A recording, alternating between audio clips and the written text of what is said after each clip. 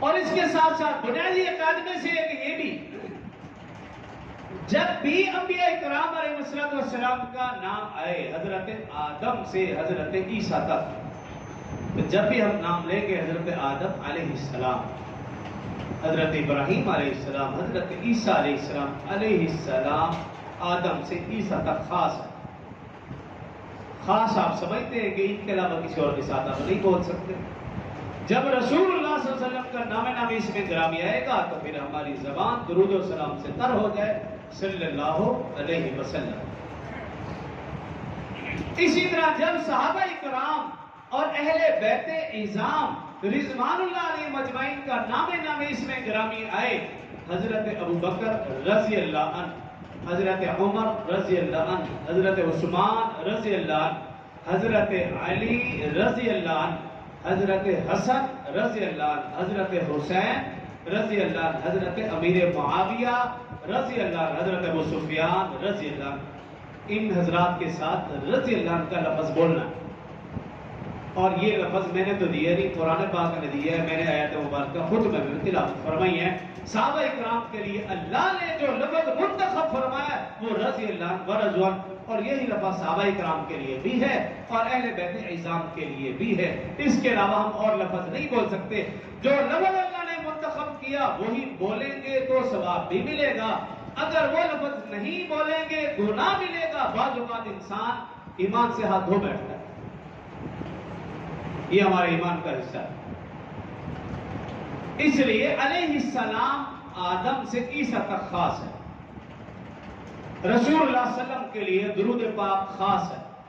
صحابہ اور اہل بیت اعظام کے لیے رضوان اللہ رضی اللہ عنہ یہ خاص ہے۔ اگر کوئی بدبخت یہ کہے کہ بھئی علیہ السلام کہنے میں کیا حرج ہے، اگر ہم کہہ حضرت علی علیہ السلام تو حرج کیا ہے؟ ٹھیک ہے، تو آپ اسے کہیں کہ حرج تو کوئی نہیں۔ کیا کبھی کسی نے یہ بھی کہا ہے کہ حضرت ابو بکر علیہ السلام، حضرت عمر علیہ السلام، حضرت عثمان علیہ السلام؟ تو اگر حضرت علی علیہ السلام کہنے میں کوئی حرج نہیں تو حضرت ابو بکر علیہ السلام کہنے میں پھر کیا حرج؟ وہاں تکلیف ہوتی ہے، زبان دکھتی ہے، تو پھر سب کے لیے کہو اگر تمہاری نیت درست ہے۔ لیکن اگر کوئی شخص صحابہ اکرام کے لیے علیہ السلام کا لفظ یہ سمجھ کر بولتا ہے کہ ان کا رتبہ انبیاء کے برابر ہے جیسا کہ وہ لوگ سمجھتے ہیں، تو پھر ایسے لوگ دائرہ اسلام سے خارج ہیں، کہ انہوں نے صحابہ اور اہل بیت کو علیہ السلام کہہ کر انبیاء کے برابر کھڑا کر دیا۔ صحابیوں اور اہل بیت میں سے کوئی فرد انبیاء کے برابر پہنچ نہیں سکتا، انبیاء کا ایک اپنا مقام ہے۔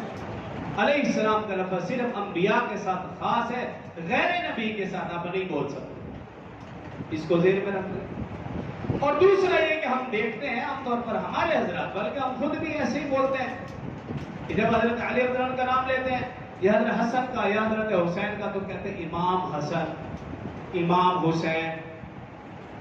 بلا شک و شبہ حضرت حسن و حسین کے امام ہونے میں کوئی شک نہیں ہے، ظاہر ہے بڑے امام ہے، بالکل امام ہے۔ لیکن مجھے گلہ یہ ہے کہ کیا آج تک کبھی کسی نے امام ابو بکر کہا ہے، امام عمر کہا، امام عثمان کہا؟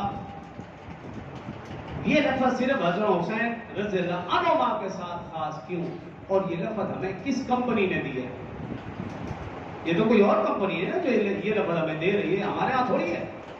حالانکہ حضرت بکر صدیق، ابھی میں نے عرض کیا، حضرت بکر صدیق رضی اللہ عنہ امام تھے، رسول اللہ صلی اللہ علیہ وسلم مقتدی تھے، آج امام الانبیاء کے بھی امام ٹھہرے، صحابہ اکرام کے بھی امام ٹھہرے، اہل بیت اعظام کے بھی امام ٹھہرے۔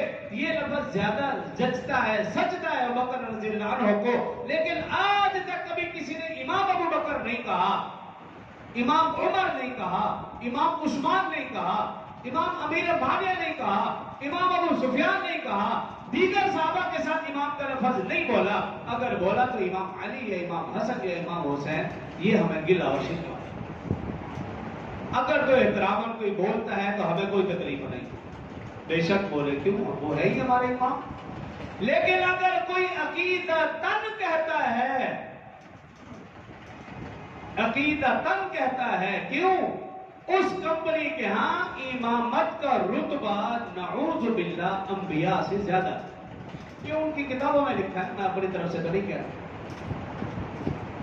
ان کے ہاں یہ عقیدہ درج ہے کہ ہمارے ہاں امامت کا رتبہ انبیاء سے زیادہ۔ اگر کوئی عقیدہ تن امام علی، امام حسن، امام حسین کہتا ہے، اس کا پھر اسلام کے ساتھ کوئی تعلق نہیں۔ اگر کوئی تعظیماً کہتا ہے تو پھر وہ کبھی کبھی امام ابو بکر بھی کہہ دیا کرے، کبھی کبھی امام عمر بھی کہہ دیا کرے، تاکہ بیلنس برابر رہے، دل بھی پاک صاف رہے، دل میں کسی قسم کی کدورت نہ رہے صحابہ اور اہل بیت اعظام کے متعلق۔ تو ان باتوں کو یاد رکھنا ہے اور اپنے بچوں گھر والوں کو بھی بتانا۔